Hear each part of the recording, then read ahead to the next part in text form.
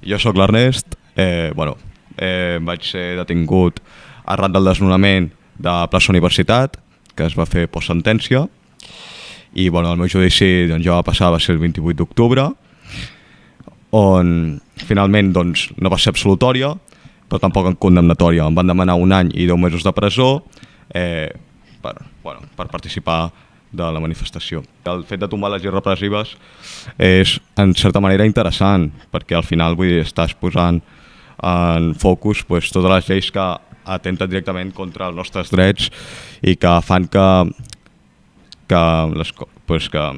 s'aprofitin, que tinguin eines per anar en contra de tots els moviments socials, totes les coordinacions per teixir una unitat a Catalunya, més enllà dels partits polítics. És interessant. Parlem molt de JxCat i Esquerra Republicana, però jo tampoc estic molt content amb la CUP actualment.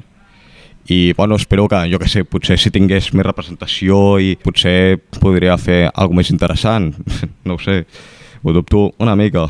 Estic una mica nerviós, perdoneu. I ja està.